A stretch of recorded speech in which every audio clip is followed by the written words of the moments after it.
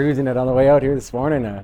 Now that I had a vibration issue with the drive shaft, and Corey Dean at Driveline Specialties fixed that up for me. And just cruising out here this morning, there's a couple times that I may have broke the speed limit a little bit.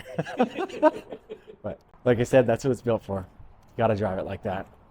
And cruising down the road, I got the system in it. Better call Paul, or he was at Mobile Solutions when he did it. I got a Morel 10-inch speaker in the back, Morel 6x9s in the back.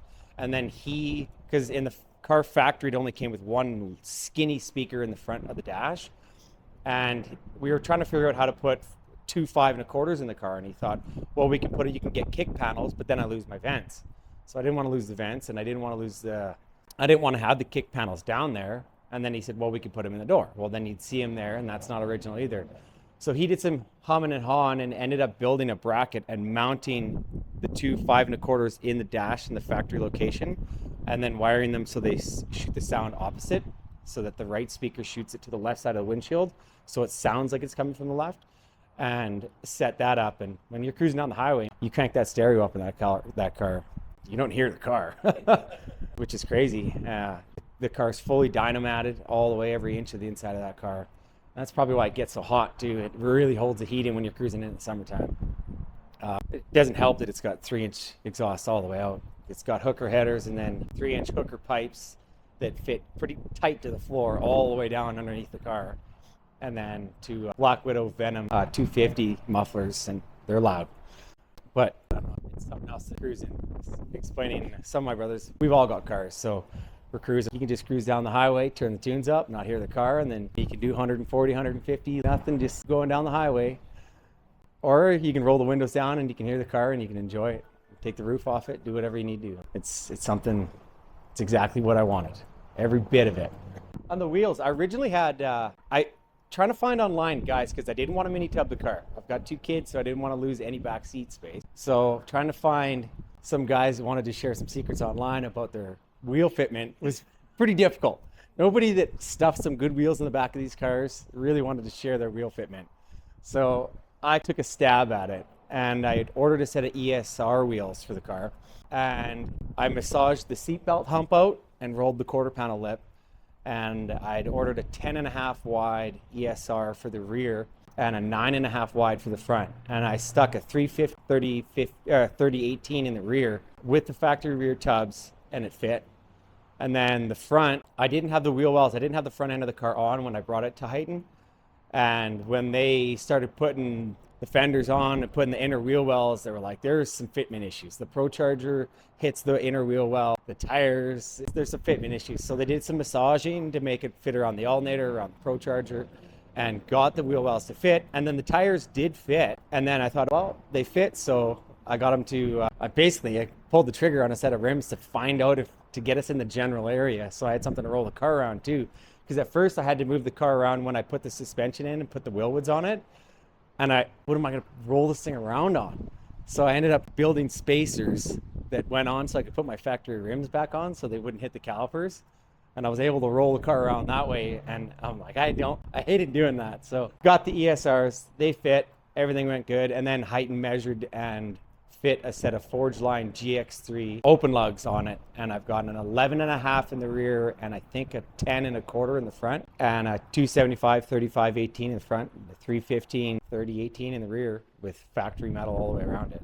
Factory inner fender wells in the front, factory rear quarters, factory everything. It's like the tire. And you look online trying to find what's the biggest tire you can fit in the back of 81 Camaro. Everybody's like, oh, 245 max. I got a 315 in the back of mine. It does rub a bit. I just, before I went to Radium, noticed that my rear end was rubbing on the quarter panel lip on the inside a little bit. And upon looking on a little bit further, I noticed my rear end was back a little bit. So with the Ride Tech, I just adjusted and sucked the rear diff a little bit closer, a little bit, centered the tire a little bit better in the wheel well. And my driver's tire is rubbing the inside of the wheel well. When you turn in and you hit a good bump, it hits right where the Pro Charger is. So pretty much so the options are just keep an eye on it, make sure it doesn't wear through the inner fender well eventually, because you got to be moving pretty good and hit a pretty hard bump and be turned at the right angle. So basically, if you're coming off Deerfoot going on to Barlow, that's a bump that hits it almost every time. So I do drive that way a little bit. So every time I come to that bump, I'm like, all right, slow down. So my kid will be doing jujitsu, and I'll meet my wife down there, and she's got a SRT 392 Durango. So every time we leave, one kid hops in with me, the other kid hops in with wife, and she always wants to try and race. So we get on that off ramp, and it's like, well, I know she's afraid to corner, so I'm like, this thing's built to corner. So I drive around her, and then it's like, oh, there's that bump, slow down. So I guess I could lift the car up probably half an inch, and it probably wouldn't rub anymore. But it's hard to do when it looks as good as it does. It tucks the wheels just right, I think. And I mean, as long as you take care when you're driving it, it doesn't rub anywhere. I've only bottomed the car out once, and I was going pretty quick. And there was a bump that I completely forgot about. Normally, most routes I take when I'm driving the car, I kind of know where the bumps are. And this time, I got a little excited, got a little onto the speed, and forgot about a bump on 50 seconds. So it bottomed the car out, and I'm actually kind of lucky. When it hit the ground, I thought right away, I was like, oh, that's the cross member on the front. And I went, oh no, my oil pan sticks below the cross member. So I'm looking in the mirror, and I'm not seeing any smoke. So it didn't hit the oil pan. I'm like, oh, it must have just hit the mufflers or something. And brought it home, and I put the car in the air, and it hit the bell housing. And the bell housing is like, man, a fraction of an inch lower than the oil pan. So it was luck. And I looked at it, and I was thinking about that driving out here today. I went, man, if I ever bottom it out again, I don't think I'll have that luck, because it ground a little bit off it. So I don't think I'll be able to get lucky again. So just got to really keep an eye out. But I've always liked low vehicles, low trucks and stuff. Low and lifted, not stock. It's either lowered or lifted. So I'll keep it as low as it is for now, unless I start rubbing more or any damage happens. The turning radius, I've got full lock-to-lock turning on it. It was restricted a little bit at first, just to make sure that everything settled in and wasn't turning and hit a bump and catch the fender and then pull the car into the wall or something. So now that everything's settled in, I adjusted my bump stops, and now I can turn right lock-to-lock, and you wouldn't have your wheel crank that hard going down the road anyways. But just for cruising around, moving in parking lots, it's a lot easier now, because I was having a lot of troubles parking that thing, and I'd be going to the grocery store or something, and somebody'd be like, what are you doing? I'm trying to back up. I'm trying to make this turn, man. Give me a break here. So now I can just zip around everywhere in it, which makes it even better for a grocery getter. I can just zip it into the parking lot, park in the back, take up 2-3 stalls to make sure nobody parks near it, and then maybe get yelled at once or twice because of my parking, but whatever. I get yelled at all the time. I don't care. I'm married. Doesn't bother me any. So I don't know what else to think about on the car. There's just so much. There's really so much detail, and almost every inch of that car has been gone through. I stripped it down. I stripped the interior out of it and stripped the front end, the motor, transmission, the suspension, all out of it. And then Heighton went even further and went into it. And so there wasn't an inch of this car that hasn't been touched or changed or fixed. Or, like I said, all the interior is all original, but everything has been taken out, cleaned, gone through, made sure that there wasn't any broken brackets or screws missing or all that stuff. I used to have an issue with my headliner on the passenger side. You'd be cruising down the road, and the felt or the fabric would separate and it would fall down, and then I'd see it in the rearview mirror flapping. And they took my factory headliner out of the car and then re-sprayed it down, re-glued it back down, so I don't have that issue anymore. But that was really that, and the carpet are the only things that got changed with the interior. Seats are still original from '81. Oh, the center console, the glove box. It has a plastic hinge that eventually, when you fold plastic enough, it breaks. So that was always broken. So I found one and replaced that. But other than that, everything else is still original. Even the blower motor for the heater. Chris was like, it still works. Do you want me to send it out and get it rebuilt? And I'm like, sure. He's like, it's the original one, and it still looks good. It still has the original sticker on it. Wow, perfect. Throw some paint on it, clean it up, whatever. Let's get back into it. And that was one thing, actually, because I had the car parked. I lived out by Crossfire Mills Mall for years, and I always had the car parked in the garage there, and then they started building that New Horizon Mall, and it pushed all the mice from the field into the house. We'd never had a mouse there for years, and the year we were moving out, we got mice, and some mice got into the car and had made a home in the heater, so that had to get all cleaned out. But it still got the factory heater core in it and everything still too. Chris sent that out and had it rebuilt because the mice, of course, made their home there. But and that was kind of another reason why we went with a whole new wiring harness, just to update the car anyways, but also because years ago when I got the car, I had an alarm system put in the car, and it had solid core wires that came out of the back of the fuse panel, and they cut them really short and then tied into them and did a really bad job. And oh man, I started having electrical issues with the cars. The interior light wouldn't come on, or the brake lights wouldn't come on. And I got in there and discovered that that's what had happened. And they cut the wires like that far off the fuse panel, and then tried to tie them together, but it was solid core, so this wire would pop off, and it was a mess. And I'd actually bought another Camaro to take the harness out of it and swap that part of the harness out. And I was like, why would I go through all this work? We'll just rewire the car. And I'd originally bought a painless harness. And Chris at Heighton was like, no, we American Auto Wire. Trust me, this is what you want. So I'm like, this stuff a lot more than I do, man. So you tell me we're using something over something else, we're using that. So I sent the painless back and went with the auto wire. And it's nice now. It's got the battery's in the trunk, and it's got a kill switch on it. And I usually go out in the wintertime, I'll fire it up and let it run for a half hour, get everything flowing and whatnot, at least once a month. And I went away for work, and I left the battery on, and I was gone for 3 months, and I came home and I was like, oh man. Normally an old car, you let it sit for 3 months with the battery hooked up to it, the battery's probably dead.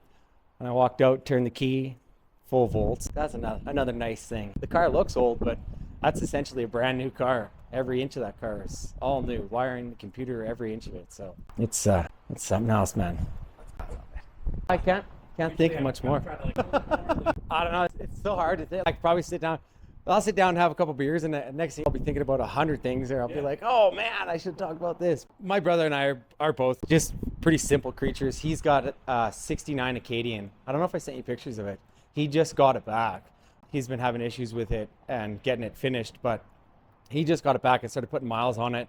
And we're going to swap an LS into it this summer too. And he actually has the ESR wheels that were on my car. Oh, okay, yeah. He had it at Fast Eddie. Do you know Fast Eddie? Yeah. He had it at his shop. And it took a little bit to get the car back. And the wheels, these wheels, they got to fit on his car. They've got to. I'm just like, no, I don't think they will. Went back and forth. Finally, he's like, they do fit. We got to run a wheel spacer in the back, so because it's mini tub, and it's got a narrow 9-inch in it. And he's like, they do fit, but they just sit wide. And I'm like, that's what we like. So I'm gonna say, my brother and I are simple. We'll sit in the garage. I'll go over to his house. We'll have dinner, and then next thing we're both just sitting in the garage, drinking beers, looking at his car, talking about it. And then the first time he'd actually seen the car out of World of Wheels was not on Christmas. It was on Christmas, and or not Christmas. It was right after World of Wheels. Anyways. He came over, we had dinner, and we ended up sitting in the car till 2:30 in the morning, drinking, listening to music. I thought for sure I was going to have to boost the car in the morning, because I was like, man, if I fire this thing up, I'm going to wake the whole house up, and my old lady's going to come down and just beat me. So, but there's been a handful of nights you just end up sitting in there, listening to music, because we live in a place where we have 10 months of winter and 2 months of shitty tobogganing. So, like, what else do you do? I've done it for a year. I've always done it. I did it in this car lots before I even built it. I just need some space to go sit in there for a while. The only thing I wish I would have done was I wish I would have kept the factory stereo in it and then just put one in the glove box. Because that's really, when you look inside the car, unless you really know much about, I guess you look inside the car and see a modern stereo. Most people do that to cars nowadays anyway. So it's really not that bad. But I did it. I put that stereo in that car, or the first one, when I was 15. And I didn't have any tools, so I had to cut the dash apart a little bit to fit the deck in. And I slipped with this saw that I had, and I scratched it. And now every time I go down to change my volume, I see this scratch.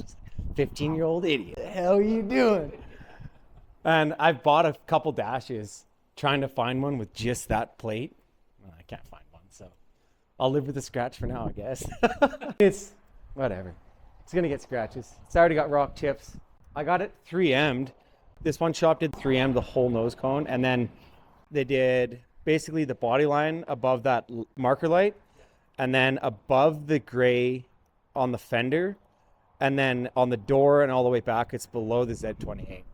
But everything underneath that, and then that flare in front of the rear wheel well is done, and then from the body line down on the rear quarter panel. So I went real high with it on the back just to protect it from everything.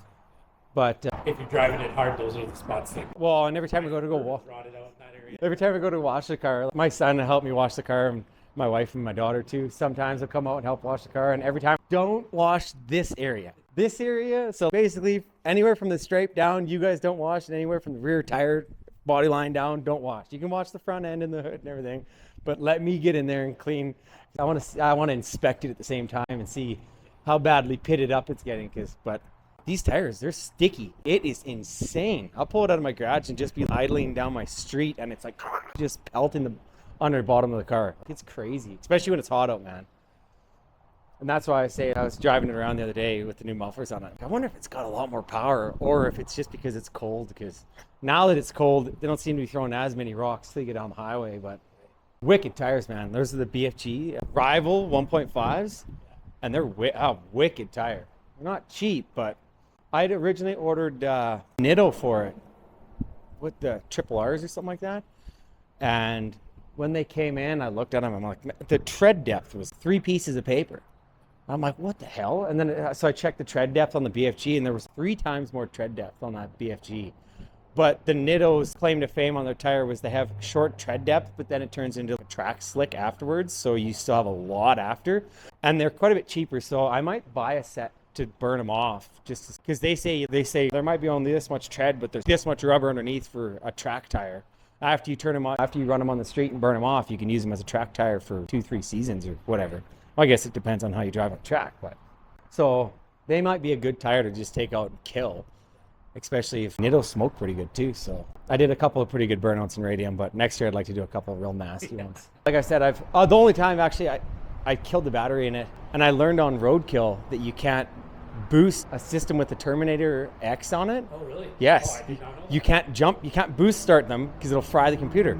They tried to boost start their one build that had a Terminator X in it, and it fried the computer, and then they couldn't figure out why they couldn't get the car to start. They changed the battery, and then they ended up doing something else for the rest of the episode. And then in the next episode, they talked about what happened with the car, and they talked to Holly, and they were like, you can't boost a battery with a Terminator X hooked to it, it'll fry it. So it could be, and I'm gonna find out because my mud truck, I got a 2002 Sonoma with a 413 small block Chevy in it on 44s, and I just got a C can to store a bunch of my shit in, and the guy's like, need you to move that truck. So I'm like, oh man, normally I'd like, because that thing drains power, like you can see it falling out of the doors, for Christ's sakes. So I like disconnect the battery. Like I parked the truck for a half hour, I disconnect the battery. And I like put one of the batteries was connected. I'm like, no. So I like my booster packs to it, trying to start it. No. And of course the starter's like mud, so I'm like beating it. And I'm like, click it to start. And you can boost cars with a welding machine, depending on like on a welding machine you have. So I have a machine, you can put it on constant current, so it's DC power, and you can set the voltage. So I'm like, okay, 3.5 volts, put my stinger and my ground on it, and normally it's no, wouldn't go. So I'm like, a little bit higher, and I got it like volts, and it wouldn't start, and I was like, and the sniper was mad. It was like red at me, and I was like, fuck. So I hope I didn't fry it. I'm gonna go home today. I've had it on the charger for 2 days. I'm gonna go, hopefully it starts, because if I fried that, I'm gonna be devastated.